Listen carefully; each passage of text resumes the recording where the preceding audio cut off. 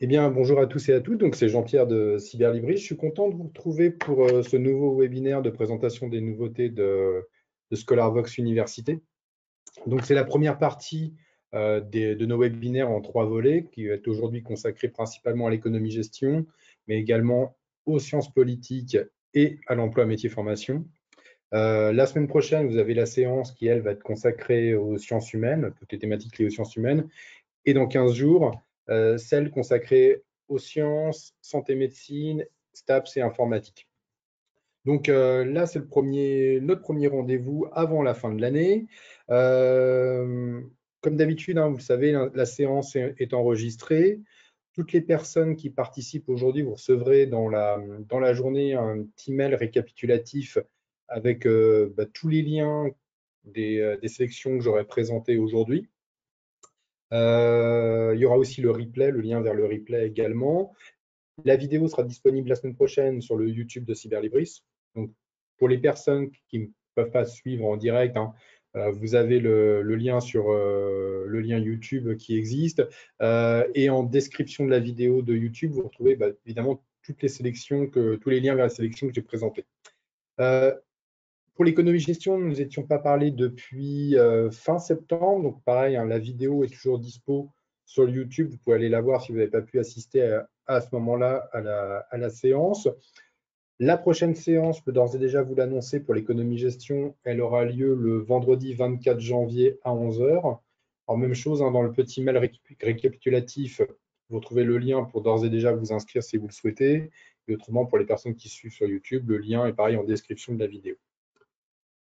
Sur le plan, on reste un petit peu sur le même plan que d'habitude. Je vais faire un état des lieux sur les nouveaux éditeurs qui sont rentrés dans le catalogue ces dernières semaines. Donc, il y a 2 nouveaux éditeurs sur lesquels je vais m'attarder. Et puis, un focus aussi sur un éditeur qui nous a fait des mises à jour importantes. Et puis après, dans un deuxième temps, on va passer sur la partie, on va dire, sélection thématique. Donc, il y aura, par rapport au bouquet économie-gestion, une sélection en économie, en gestion finance, en management et ressources humaines, en communication marketing, en stratégie d'entreprise. Et puis après, il y aura également un autre temps qui va être consacré à une sélection consacrée aux sciences politiques et juridiques et une autre consacrée à l'emploi métier formation. Ça, c'est les petites sélections thématiques que je vous présente d'habitude. Donc voilà. Pareil, au dernier point que je voulais évoquer avec vous, si vous avez des questions à me poser sur le catalogue, etc., je vous invite à le faire, ou d'autres sujets d'ailleurs, je vous invite à le faire par retour de mail hein, tout à l'heure, que vous recevrez dans la journée. Ça va être plus facile pour moi d'y répondre. Donc n'hésitez pas si vous avez des questions à revenir suite au mail que je vous enverrai dans la journée. Donc je vais couper ma caméra et puis on va pouvoir démarrer la séance.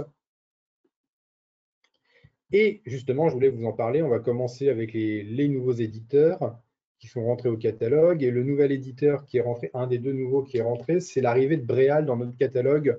Pour la partie, on va commencer par l'économie-gestion pour Bréal. Donc Bréal, évidemment, c'est une maison qui est très connue, qui existe depuis 1969, qui est à destination, qui propose des ouvrages à destination principalement des universités et des classes préparatoires, même si ce sont des collections qui se développent de plus en plus vers le monde professionnel. Bréal a été racheté en 2014 par le groupe Studirama. Donc, et donc là, c'est un premier, je dirais, un premier jet de mise à jour de nouveaux titres, d'ailleurs, qui sont rentrés dans notre catalogue que vous voyez à l'écran ces dernières semaines. Il y a 26 titres en économie-gestion qui sont publiés entre 2023 et 2024. On va retrouver, alors vous voyez déjà quelques ouvrages qui apparaissent, mais on va retrouver la collection des 100 fiches, thèmes et débats également, et Lexifac, par exemple, dans cette sélection. Alors, vous avez, par exemple, les 100 fiches pour comprendre la stratégie d'entreprise. Dans la collection thèmes et débats, vous voyez, il y a comprendre la dette publique. En Lexifac, par exemple, Lexifac gestion, j'ai l'ouvrage sur le marketing. Donc, et puis évidemment, vous voyez, Lexifac fiscalité, fiscalité des entreprises et des particuliers. Donc, on a commencé à incorporer là, ces titres de chez Bréal. C'est une très bonne nouvelle. On va tenter de développer le catalogue, évidemment, au mieux avec l'éditeur. Donc, n'hésitez pas à aller voir le lien là, vers les 26 titres hein, que j'ai sélectionnés pour pouvoir voir ce qu'il y a un petit peu là sur la partie économie-gestion. Et on va rester sur Bréal, évidemment. On va passer maintenant sur la partie sciences politiques. Même chose, une trentaine de titres ont été sélectionnés avec l'éditeur en sciences politiques et juridiques. On va retrouver, par exemple, vous voyez, cette collection-là comprend la géopolitique du Proche-Orient, par exemple, encore les 100 fiches, les lexifacs droit, vous voyez, introduction générale au droit. On retrouve un peu de thèmes et débats, les politiques économiques en Europe.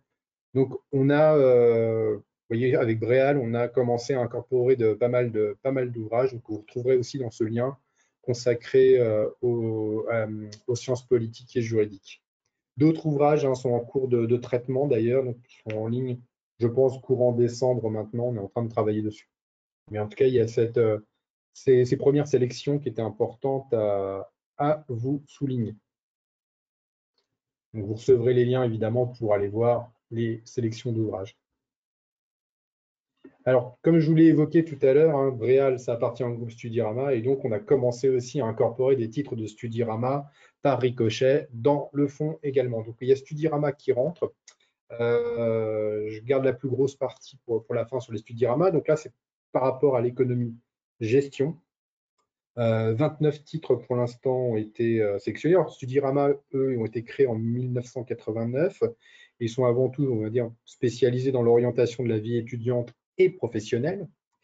C'est un peu je dirais, les métiers principaux à la base de Studirama, mais on voit qu'ils sont développés vers d'autres thématiques au gré du temps. Donc, il y a donc en économie-gestion, il y a 29 titres, toujours publiés en 2023 et 2024. Donc, l'éditeur a mis l'accent énormément sur ces nouveautés pour démarrer avec nous. On retrouve par exemple la collection La Première fois, vous voyez, pour réussir mon premier plan de communication en économie-gestion. On a également, vous voyez, emporté mon premier appel d'offres, toujours dans la collection La Première fois. Les principes méthodes, vous voyez, réussir sa licence d'AES. Voilà. On en a un autre, réussir la dissertation d'économie qui est ici. Je sais pas que vous voyez bien dans les principes méthodaux. Les BABA aussi, vous voyez, BABA du management, on a aussi BABA de la stratégie commerciale, BABA de la comptabilité, qui sont diffusés là chez Studirama. Donc, une belle sélection pour l'instant de quasi 30 titres. Je vous les montre. De toute façon, vous recevrez le lien pour pouvoir aller découvrir les ouvrages qu'on a sélectionnés. Même chose à l'instar de ce que je vous disais tout à l'heure avec Bréal. On continue à travailler sur les ouvrages qui nous ont été proposés par l'éditeur. Donc, d'autres titres vont arriver en ligne vers la fin de l'année également. Donc ça, c'est une belle mise à jour. Je continue sur Studirama parce qu'il y a un peu d'ouvrages également en sciences politiques et juridiques. C'est une dizaine de titres là qui ont été proposés. On va retrouver par exemple dans la collection Top Chrono politique sociale qui est ici. Réussir sa première année de droit également. Il y avait 250 fiches de culture générale. L'essentiel de la géopolitique dans les indispensables. Voilà, donc ça c'est une petite sélection, tout ce qui concerne le droit et les sciences politiques de Studirama. Et enfin, le gros morceau avec Studirama, évidemment, c'est l'orientation et la formation. Donc là, c'est plus dans le bouquet emploi, métier, formation. Beaucoup d'ouvrages relatifs au concours, préparation au concours, comme la fonction publique, par exemple, qui ont été proposés. On a 87 titres pour le moment avec Studirama sur les préparations au concours, etc. Donc là, fonction publique, vous voyez, attaché territorial, culture générale et actualité, sur la collection concours fonction publique. Donc, il y en a beaucoup. On a commencé à les incorporer. Donc, vous les retrouverez donc dans la sélection emploi, métier, formation. Il y a beaucoup de titres, mais il n'y a pas que ça. Il y a pas mal d'ouvrages sur l'efficacité professionnelle qui sont proposés. Voilà, par exemple, ici. Dépasser le syndrome de l'imposteur. Un super bouquin généralement pour les gens qui arrivent dans le milieu professionnel, qui sont pas mal. Il y a se remettre à l'espagnol, il y a la même chose, se remettre à l'anglais aussi, qui est disponible. Donc, il y a un ouvrage sur savoir parler en public aussi. Alors, il est là. Vous voyez, savoir parler en public. On retrouve la première fois, on a vu tout à l'heure, réussir sa création d'entreprise, son bilan de compétences. Donc là, c'est un gros morceau sur la partie Studirama. On est à plus de 80 titres. On a commencé d'ailleurs par cela, c'est pour ça qu'il y en a le plus pour l'instant. On a commencé par ces titres-là, mais en tout cas, pour les personnes qui accèdent au bouquet emploi métier formation. Vous allez pouvoir retrouver tous ces titres qui vont être, je pense, indispensables pour les étudiants. Donc, évidemment, un point important, alors comme je vous l'ai dit, hein, que ce soit Bréal ou Studirama, vous recevrez tous les liens pour pouvoir voir ce qu'il y a dans les bouquets. Évidemment, c'est des liens dynamiques, c'est-à-dire que si on rajoute des bouquins, ils apparaîtront dans ces liens-là. Donc là, c'était je dirais les informations importantes que je voulais vous faire passer sur les nouveaux éditeurs. Autre point, c'est Corroy pour les DCG et DSCG qui nous a fait sa mise à jour à l'automne. Il y a 22 ouvrages. On retrouve aussi bien pour les DCG, les DSCG, les énoncés et les fiches de cours pour les UE1, UE2, UE3, etc. On a des DSCG aussi. Il y a le UE6 également. Alors, les DSCG sont un petit peu plus bas dans ma sélection. Ils sont là. DSCG, UE1, l'énoncé et les fiches de cours également. Il y a l'UE4 et l'UE5. Je crois que alors, j'ai pas envie de vous dire de bêtises, mais le DSCG UE3 sera prochainement en ligne. Donc, il n'est pas encore en ligne, mais il sera prochainement en ligne. En tout cas, il y a cette sélection qui a été faite avec Corroy qui est accessible. Donc, pareil, vous recevrez le lien pour les DCG, DSCG.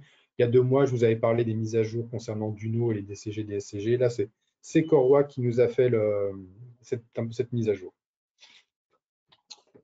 Je vais passer sur ma petite partie maintenant thématique avec mes sélections d'ouvrages et on va commencer par l'économie. Comme d'habitude, j'ai retenu 6 titres qui sont ici et je vais m'attarder sur 2 d'entre eux. Le premier sur lequel je vais m'attarder, c'est l'histoire monétaire et économique de la France de 1944 à nos jours. C'est publié chez Erol. C'est de Christina Pecuti, qui est professeure d'économie à l'ESCP Europe. Donc, l'auteur revient sur à peu près 80 ans d'analyse de la politique économique française. Donc, elle parle des 30 Glorieuses, ça part des 30 Glorieuses jusqu'au choc pétrolier. Ça parle de la création de l'euro à la crise des dettes publiques de la zone euro. Ça parle évidemment de la crise de 2008 et aussi de la crise de la pandémie de la Covid-19. Donc, c'est tout le fonctionnement de l'économie française, comment on est passé d'une économie française dirigiste pendant les 30 Glorieuses à une économie de marché via l'Union européenne. Ce qui est présenté dans cet ouvrage, c'est très bien fait, c'est très bien expliqué. Il y a des points, les points essentiels y sont présents, notamment pour les étudiants qui travaillent en histoire de l'économie, histoire d'économie récente, hein. Mais il y a vraiment pas mal de choses intéressantes dedans. Hop. Alors, autre titre que j'ai retenu, il est là, c'est publié chez Ellipse, c'est Les fondements de l'économie en plus de 80 fiches. Donc, on retrouve les grands auteurs, les grands thèmes, c'est publié par Ellipse. C'est de Georges Nzambi, qui est enseignant-chercheur en économie mathématique. Donc, l'ouvrage se découpe grosso modo en 83 fiches qui sont pour les étudiants. Donc, comme je vous l'ai dit, hein, sur les grands thèmes autour de l'économie. L'ouvrage est découpé en ces 83 fiches sont répartis en 8 grandes parties. On retrouve les grands courants de l'économie, les grands principes, qu'est-ce que le marché, l'analyse microéconomique, la monnaie, les systèmes monétaires internationaux et les paiements internationaux, l'intervention de l'État dans l'économie et les échanges internationaux.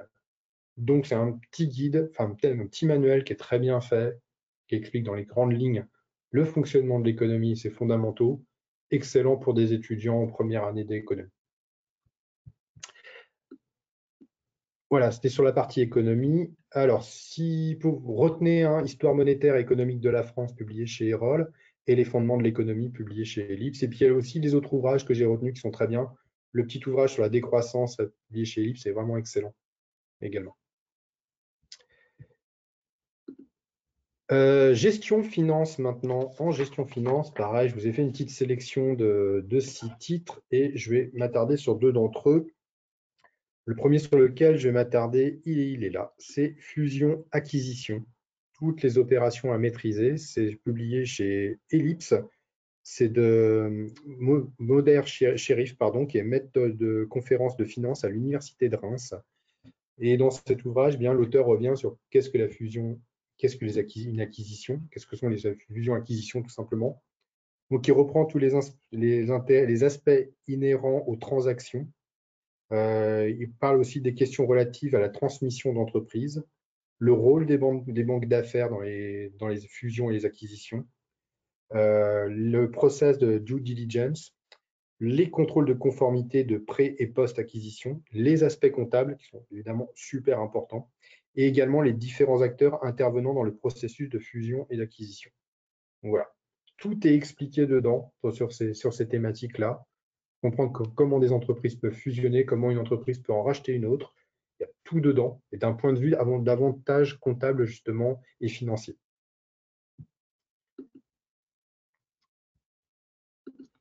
Alors, l'autre titre que j'ai retenu, il est là, c'est Comprendre les comptes annuels, outils de gestion d'entreprise pour non financiers. C'est de Damien Péan, qui est formateur en gestion de finances au CCI du Mans. Donc cet ouvrage vous permet évidemment de comprendre les comptes annuels d'une entreprise, donc le rôle des comptes, les contenus et l'élaboration des comptes annuels, la fiscalité de l'entreprise, comment analyser et améliorer la situation financière et la rentabilité d'une entreprise au niveau des outils, des calculs des coûts, de l'analyse financière, et puis également comment on prépare l'avenir autour d'un business plan, l'évolution des investissements et définir le financement. Alors, ce qui est génial, c'est que ça, c'est plus ou moins un guide à la base, mais qui peut se lire comme un manuel. Il y a tout dedans pour comprendre les comptes annuels. Il est vraiment très bien fait. Plein de fiches synthétiques sont présentes dedans. Donc, c'est évidemment avant tout un ouvrage, on va dire, dédié à des pros, mais qui peut être lu par des étudiants. Il marche très bien, par exemple, au niveau des écoles de commerce, ce titre. Alors, sur la partie gestion finance, hein, retenez fusion, acquisition qui est là et comprendre les comptes annuels. Et puis, il y a les autres ouvrages que j'ai retenus que vous retrouverez dans la petite sélection que je vous ai préparée également. On va passer au management et ressources humaines. Et l'ouvrage sur lequel je vais commencer, c'est Le choc des générations n'existe pas, pour en finir avec les stéréotypes et donner sa juste place à chacun au travail. C'est de Frédéric Gesque, c'est publié chez Erol. C'est un ouvrage que j'ai trouvé super intéressant. C'est un petit guide excellent sur tous les stéréotypes en entreprise entre les différentes générations. Donc, Frédéric Gesque, rapidement, elle est conférencière et elle s'occupe du management des seniors. Donc, l'auteur fait l'état des lieux sur les préjugés et les stéréotypes qui pèsent sur le marché du travail entre les différentes générations. Donc, c'est des stéréotypes qui génèrent généralement l'incompréhension et les tensions intergénérationnelles au travail. Et quel que soit son âge, comment trouver sa place et s'épanouir au travail. Voilà ce qu'on va retrouver dedans. J'ai trouvé cet ouvrage excellent. Ça brise plein de tabous justement entre les boomers, la génération Y, Z, ce que vous voulez. Comment les individus s'en sortent en entreprise. Justement, il y a ce genre de questions pour tout ce qui concerne la partie management et ressources humaines qui interrogent de plus en plus. Le choc des générations, alors qu'il a toujours existé en entreprise, hein. Donc, il y a cet ouvrage qui existe, qui est très bien fait. Donc, pour les étudiants qui travaillent sur ce type de thématique, eh bien, cet ouvrage pourra les intéresser, évidemment. Alors, publié chez Mardaga, le manager de transition, les super-héros de l'entreprise, c'est André Hennessy, qui est lui-même, on va dire, manager de transition. C'est le guide complet pour comprendre le rôle et la mission du manager ad intérim et comment le devenir ou l'employer.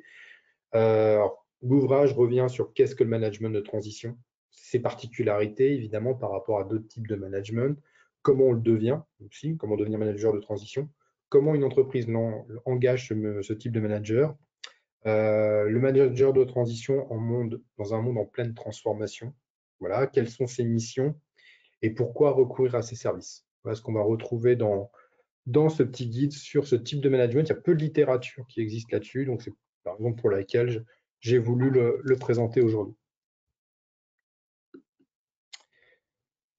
Donc, sur la partie management RH, retenez le choc des générations n'existe pas.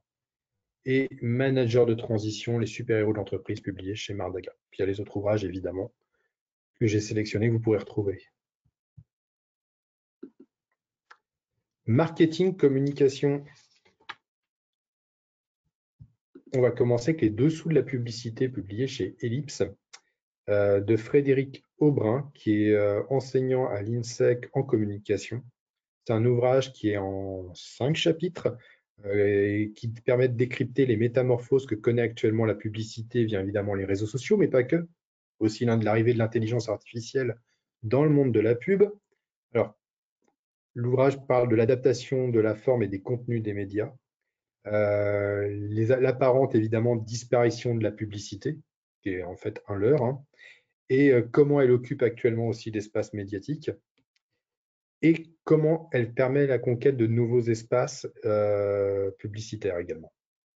Donc voilà ce qu'on va retrouver dans cet ouvrage, les dessous de la publicité. Autre titre que j'ai retenu qui est publié chez Duno, c'est Communication et marketing responsable, enjeux et pratiques d'un secteur en révolution. C'est de Asael Adari, qui est président de cabinet, et Louise Amiot, qui est professeure de communication à Narrative Schools of Paris, pardon. C'est le nom de l'école, pardon.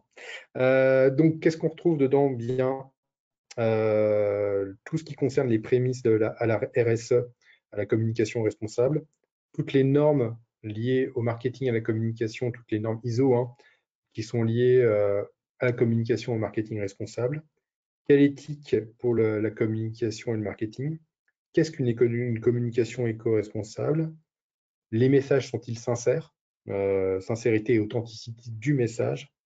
Et puis, piloter et mesurer l'impact d'une communication, évidemment, responsable. Et puis, enfin, tous les enjeux qui peuvent exister aujourd'hui par rapport à l'environnement, etc. Donc, on va retrouver cet ouvrage de chez Duno, évidemment, communication et marketing responsable. Donc, il y a les autres ouvrages, hein, évidemment, que j'ai retenus, mais retenez, hein, vous voyez, les dessous de la publicité de chez Ellipse et puis communication et marketing responsable de chez Duno. Stratégie d'entreprise également. Donc, même chose, hein, 6 titres. Le premier est publié chez Duno, c'est Stratégie d'entreprise tout court, voyage illustré de Alain Vasse, qui est professeur à l'école de management de l'Université de Louvain. C'est dans la collection Les fondamentaux du business de chez Duno. Alors, quels outils pour façonner au mieux sa stratégie d'entreprise? Donc, on retrouve dedans tout ce qui concerne la démarche stratégique, le diagnostic de stratégique interne et externe à l'entreprise, la stratégie au sein d'un groupe, et enfin la mise en œuvre d'une stratégie d'entreprise. Donc voilà, c'est un petit guide qui peut se lire comme un manuel, qui est illustré. Il y a beaucoup d'exemples dedans qui vont être présentés pour comprendre au mieux la stratégie d'entreprise.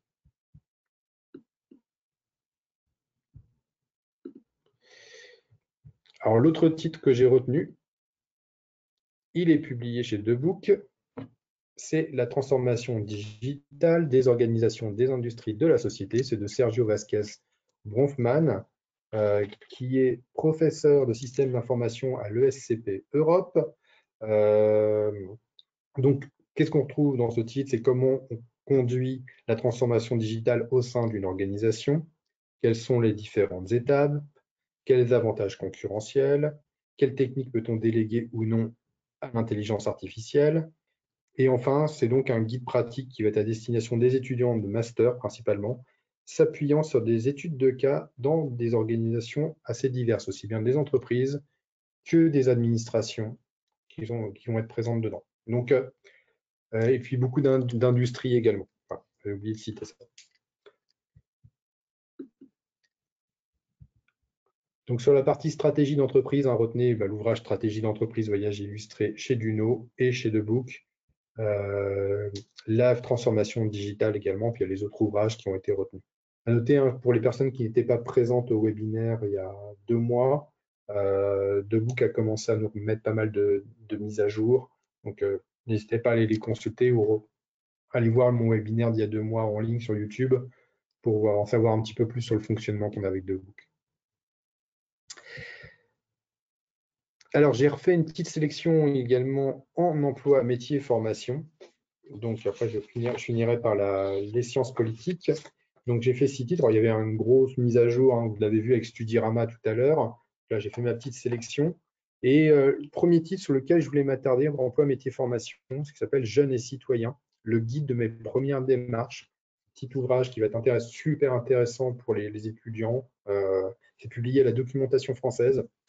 En 40 thèmes enfin en 10 grands thèmes découpés en 40 sujets, quelles sont les premières démarches à faire pour les jeunes en matière de santé, logement, études, vote, etc. Donc on va retrouver tous les droits et les devoirs du jeune qui a 18 ans, qui arrive à l'université ou sur le monde du travail, comment il peut financer ses études, quelle est la place et quels sont les droits pour les jeunes en situation de handicap, comment payer ses impôts, ça peut arriver très jeune, l'aide au logement, comment ça se passe, et puis les différentes élections, comment voter. Voilà ce qui est présenté dans ce petit guide qui fait à peine 50 pages, qui est très bien fait. Et je pense qu'il va pouvoir intéresser pas mal d'étudiants qui se posent des questions sur tous les enjeux de l'entrée dans la vie adulte. Donc, je peux conseiller ce petit guide. Autre titre que j'ai retenu, hop, pour la partie emploi métier formation, c'est les fiches de méthodologie pour réussir dans les études supérieures. C'est publié chez Ellipse, c'est de Alain et Aline Righetti. Alors, Alain Righetti, il est professeur en économie à l'université de Lorraine, et Aline Righetti, elle est professeure à l'IAE de Nancy, donc à l'université de Lorraine également. Et donc, c'est un guide qui est sous forme de 23 fiches, sous forme de conseils et d'exercices, qui va permettre aux étudiants comment apprendre à prendre des notes, lire efficacement, rédiger une synthèse, travailler sa mémoire, comment poser une problématique, comment analyser des données, comment mener une recherche documentaire, comment réaliser un mémoire ou un rapport de stage, comment préparer un mémoire, je l'ai marqué 2 fois, pardon, et puis comment travailler à distance aussi. Donc voilà, donc c'est un ouvrage qui va être, je pense, intéressant sur la méthodo et pour réussir ses études supérieures pour les étudiants. Donc sur la partie emploi, métier, formation, retenez jeunes et citoyens, la documentation française, et chez Ellipse, les fiches de méthodologie pour réussir dans les études supérieures. Et puis il y a les autres ouvrages que j'ai retenus, il y a la fonction publique chez concours chez Fouché, je trouve un job dans le digital, améliorer son anglais, etc. Donc il y a pas mal de petites choses là, vous voyez, qui sont disponibles. Et je vais terminer sur sciences politiques et juridiques. Et pareil, hein, j'ai retenu 6 titres. Un ouvrage qui m'a bien plu, c'est La communication des mouvements sociaux, pratiques militantes et stratégies médiatiques. C'est de Benjamin Ferron, qui est maître de conférence en communication et information à l'université Paris-Est Créteil. Et cet ouvrage est vraiment très bien, c'est un manuel d'ailleurs, mais qui fait un état des lieux sur comment tous les réseaux, tous les mouvements sociaux communiquent. Que ce soit les syndicats, que ce soit des associations militantes, comment elles communiquent, comment militer sur les réseaux sociaux, comment médiatiser les conflits sociaux, comment on traite avec les journalistes, les stratégies de la communication militante, quelles sont-ils, quelles sont les stratégies, pardon, comment politiser les enjeux également. Donc voilà ce qu'on va retrouver dans cet ouvrage, qui est très bien fait, qui va intéresser à la fois des étudiants qui peuvent être en journalisme ou en études politiques. Il y a plein de choses dedans, c'est très bien fait, et je ne pense pas qu'il y ait beaucoup de littérature sur le sujet. Je peux peut-être me tromper, mais j'en ai jamais vu passer. C'est publié chez Armand Collin, en fait, dans la collection U.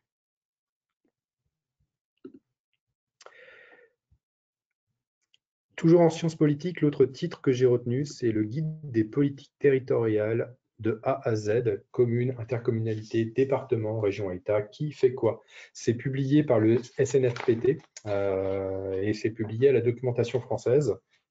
Alors, c'est comment s'organisent les politiques publiques locales, comment se répartissent les compétences et s'articulent les actions des différentes administrations, donc le rôle des communes, de l'intercommunalité, du département, de la région et de l'État. Donc il y a 2 grandes parties dans cet ouvrage, et une première partie qui, elle, va être consacrée aux grands principes de la décentralisation, et autour de l'exercice et de la répartition des compétences.